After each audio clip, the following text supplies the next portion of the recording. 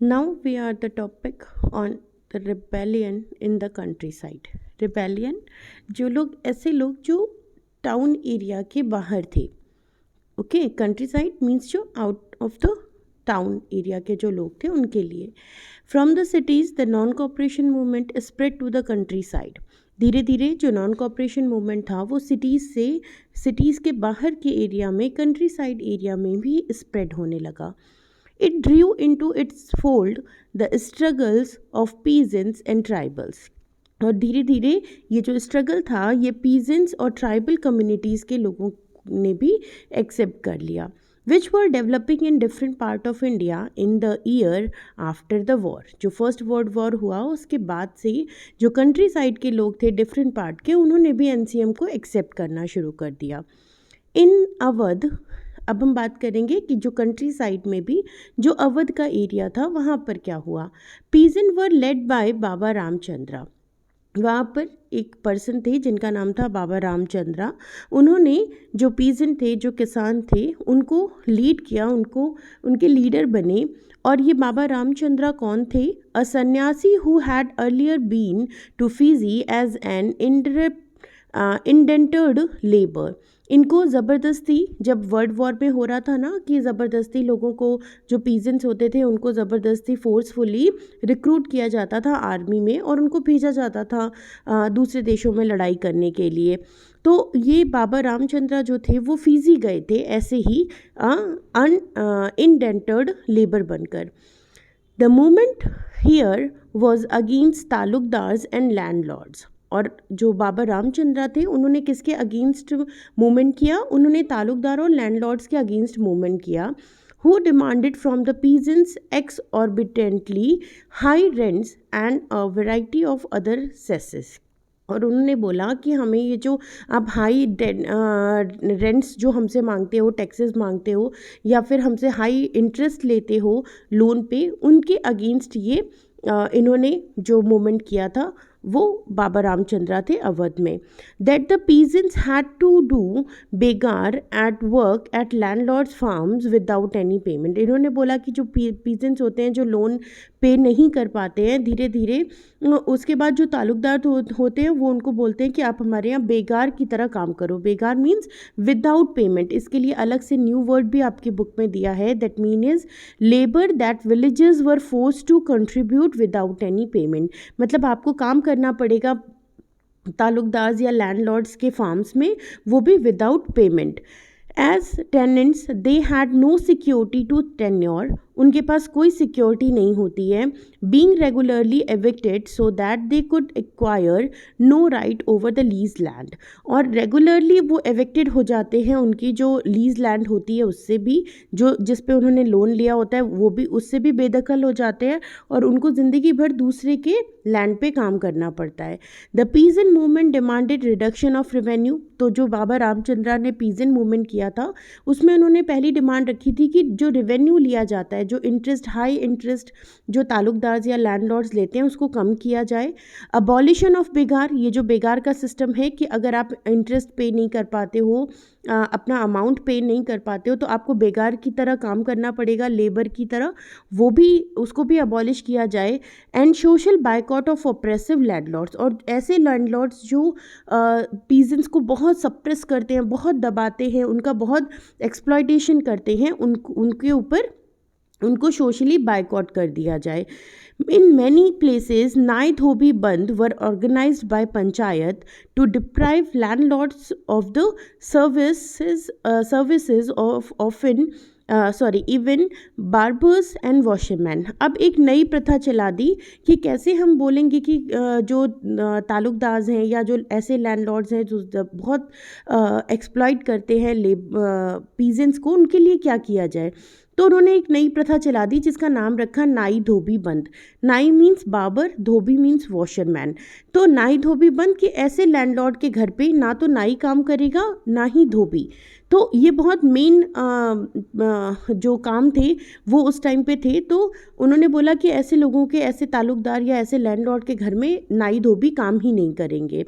In June 1920 Jawaharlal Nehru began going around the villages in Awadh. इसी बीच में बाबा रामचंद्र का ये मूवमेंट अवध में चल रहा था और उसी ड्यूरेशन में 1920 में जवाहरलाल नेहरू अवध के गांव में पहुंचे, talking to the villages and trying to understand their grievances. और वो वहाँ पहुँचे, उन्होंने लोगों की बात सुनी और वो समझ पाए कि जो पीजेंट्स हैं, जो किसान हैं वहाँ के, उनका दुख क्या है। बाय अक्टूबर द औध किसान सभा, मतलब जून में जवाहरलाल नेहरू वहाँ पहुँचे और सेम ईयर में 1920 में औध किसान सभा अक्टूबर में अरेंज की गई, was setup headed by the Jawaharlal Nehru, Baba Ramchandra and few others.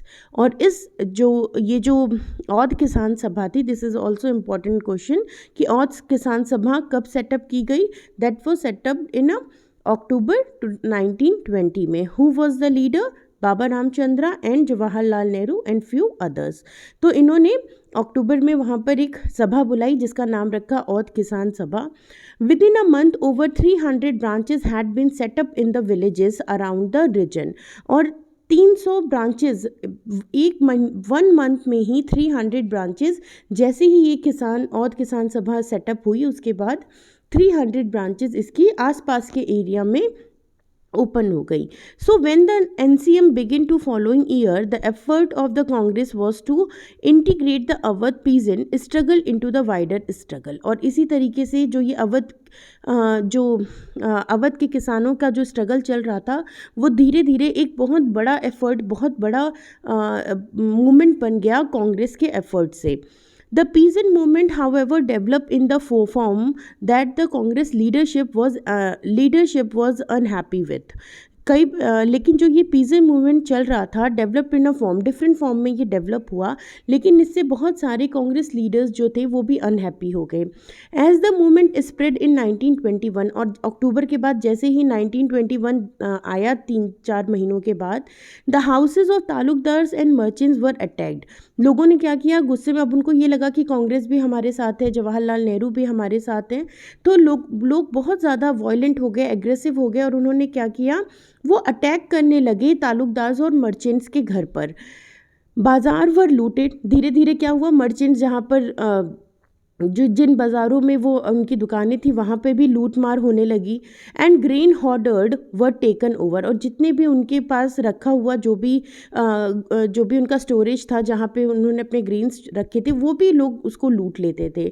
In many places local leaders told peasant that Gandhi ji had declared that no taxes were be paid and land was to be redistributed among the poor. और बहुत सारी जगह लोगों ने इस बात को फैला दिया कि गांधी जी ने कहा है, बिकॉज जवाहरलाल नेहरू ने औध किसान सभा को अप्रोच किया था, तो लोगों ने इस चीज़ को अपने मनगढ़ंत रूमर फैला दिए कि गांधी जी ने कहा है कि अब कोई इंटरेस्ट नहीं दिया जाएगा और जो हमारी पुरानी ज़मीन थी वो भी वापस ले ली जाएगी। तो इस तरीके से एक रूमर फैला दिया गया जो कि बिल्कुल सही नहीं था, और उसको एक जो मूवमेंट चल रहा था तालुकदार्स के अगेंस्ट, उसको एक बहुत वाइड एक्सप्लॉयटेशन की तरह फैला दिया गया। The name of the Mahatma was being invoked to sensation all sections and aspirants. और धीरे धीरे इसको हर कोई अपने मनमानी ढंग से महात्मा गांधी का नाम उस पर जोड़कर और अपने लिए काम निकालने का काम करता था। Tribal peasants interrupted the message of Mahatma Gandhi and the idea of Swaraj in yet another way. मतलब औध किसान, जो अवध के किसान थे, उन्होंने तो कुछ इस तरीके से लिया NCM मूवमेंट को। अब हम बात करते हैं ट्राइबल कम्युनिटी की। द ट्राइबल कम्युनिटी ने महात्मा गांधी के स्वराज मूवमेंट को कैसे एक्सेप्ट किया या कैसे उसको समझा, किस तरीके से इंटरप्रिटेट कर दिया। In the Gudem hills of Andhra, और इस टाइम हम ट्राइबल कम्युनिटी में कहाँ की बात कर रहे हैं, हम बात कर रहे हैं आंध्र प्रदेश की। That for instance a militant gorilla movement spread in the earlier 1920। उस टाइम पे जब वहाँ पे एक औध किसान सभा हो रही थी, वहाँ आंध्र प्रदेश में क्या हो रहा था, आंध्र प्रदेश में एक मिलिटेंट गोरिल्ला मूवमेंट चलाया गया था। गोरिल्ला मूवमेंट क्या होता है, ये हम लोगों ने शिवाजी के टाइम पे सुना है, गोरिल्ला युद्ध नीति या वॉर नीति, जिसमें क्या होता है कि लोग पेड़ों पे या हिल्स पे छुपे होते हैं, और जैसे ही कोई मर्चेंट या कोई, जब ब्रिटिशर्स की जो ट्रूप्स होते थे वो निकलते थे तो उनके ऊपर वो अटैक करते थे। तो इस तरीके की नीतियाँ अपनाई जाने लगी in Andhra Pradesh. Not a form of struggle that the Congress could approve, और लोगों ने बोला कि ये चीज़ किसने अप्रूव करी है, कांग्रेस ने। Here, as in other forest region, the colonial government had closed large forest area, preventing people from entering the forest to graze their cattle or to collect fuel, would and fruits. अब जो tribal community के लोग थे उनका जीवन कहाँ बीतना है, वो तो जंगल में ही रहते थे, फॉरेस्ट एरिया में। तो ब्रिटिशर्स ने क्या किया था, उनको बैन कर दिया था कि आप ना तो आप अपने कैटल्स को ग्रेज करवा सकते हो फॉरेस्ट में, ना आप अंदर जाके फ्रूट्स और वुड्स ले सकते हो, क्योंकि उस टाइम पे मोस्टली लोग चूल्हे में खाना बनाते थे, लकड़ियाँ यूज़ करते थे। तो उन्होंने बोल दिया आप नहीं जाओगे अंदर। इस बात का गुस्सा लोगों ने, जब उनको स्वराज के बारे में पता चला तो उन्होंने बोला कि हमें गांधी जी ने या हमें कांग्रेस ने ये चीज़ें करने के लिए बोली हैं, इसलिए वो गोरिल्ला वॉर नीति को उन्होंने एक्सेप्ट कर लिया। दिस इनरेज्ड द हिल्स पीपल, और इस चीज़ से बहुत ज़्यादा नाराज़गी और गुस्सा था हिल्स पीपल में। Not only were their livelihoods affected by, they felt that their traditional rights were being denied. इससे उनको सिर्फ उनकी जो लिवलीहुड थी, सिर्फ उनका जो रोज़गार था वही नहीं छीना गया, बल्कि उनको ऐसा लगने लगा कि उनके जो राइट्स है, जैसे उनके जो जितने बहुत सारे जो भी त्यौहार होते थे, जो फेस्टिवल्स जो वो किसी स्पेसिफिक पेड़ पे या किसी स्पेसिफिक प्लेस में जंगलों पे करते थे, वो भी क्योंकि बैन कर दिया गया जंगलों में जाना, तो उनको लगा कि उनको उनके ट्रेडिशन से भी दूर किया जा रहा है। When the government began forcing them to contribute begar for road building, the hill people revolted. अब हुआ क्या, इतना ही कम नहीं था, ब्रिटिशर्स ने क्या बोला कि आपको बेगार की तरह, मतलब विदाउट पेमेंट आपको काम करना पड़ेगा और आपको बनानी पड़ेंगी फॉरेस्ट तक के लिए रोड्स। ठीक है, तो इस बात से बिल्कुल जो वहाँ के ट्राइबल कम्युनिटी के जो लोग थे वो बिल्कुल रिवॉल्ट करने पे उतर गए। The person who came to lead them was an interesting figure, और एक बहुत इंटरेस्टिंग फिगर सामने आया उस टाइम पे आंध्रा हिल्स में या गुडेम हिल्स में आंध्र प्रदेश में, जिनका नाम था Alluri Sitaraman Raju. Claim that he had a variety of special powers. उन्होंने गांव वालों को समझा दिया कि मेरे अंदर कुछ स्पेशल पावर्स हैं। He could make correct astrological predictions. उसने बोला मैं जो प्रेडिक्शन करता हूँ ना एस्ट्रोलॉजिकल, वो बिल्कुल सही होते हैं। एंड हील पीपल, मैं लोगों को सही कर सकता हूँ। And he could survive even bullet shot. उन्होंने बोला कि मुझे गोलियों का भी असर नहीं होता है, मुझे बुलेट शॉट्स नहीं लगती हैं, या लगती हैं तो मैं उनसे हील हो जाता हूँ। Captivated by Raju, the rebels proclaimed that he was an incarnation of God. और राजू का कहना था कि वो खुद क्या थे, सीतारामा राजू क्या थे, उनको ऐसा उन्होंने सब कुछ बता दिया था कि मैं क्या हूँ, इनकारनेशन ऑफ गॉड हूँ, मतलब मैं भगवान का अवतार हूँ। Raju talked of the greatness of Mahatma Gandhi, said he was inspired by the non-cooperation movement and persuaded people to wear khadi and give up drinking. और वो गांधी जी की ग्रेटनेस की बातें सबको बताते रहते थे, उनसे वो बहुत इंस्पायर थे, और इसीलिए जब नॉन कॉपरेशन मूवमेंट हुआ तो राजू ने सबको आंध्र प्रदेश में सबको परस्यूट करने की कोशिश करी कि हर कोई खादी पहनना शुरू कर दे और गिव अप द ड्रिंकिंग, और जो भी आप पेय पदार्थ, जो गलत पेय पदार्थ पीते हो उनको छोड़ दो। But at the same time he arrested that India could be liberated only by the use of force. लेकिन सेम टाइम पे उसने क्या बोला कि इंडिया तभी फ्री हो सकता है जब हम फोर्स यूज़ करें, नॉट नॉन वायलेंस। लेकिन गांधी जी के इस पर्सपेक्शन से वो सपोर्ट नहीं करता था, जो गांधी जी बोलते थे कि नॉन वायलेंस होना चाहिए। उसको लगता था कि ये ब्रिटिशर्स तब तक नहीं जाएंगे जब तक हम वायलेंस नहीं करेंगे, या जब तक हम इन्हें फोर्सफुली इंडिया से नहीं भगाएंगे। The Gudem rebels attack police station, और इसी के चलते उन्होंने क्या किया, गुडम हिल्स में जो पुलिस स्टेशन था उस पर अटैक किया। Attempt to kill British officials, कई सारे ब्रिटिश ऑफिशियल्स को मारने की कोशिश करी।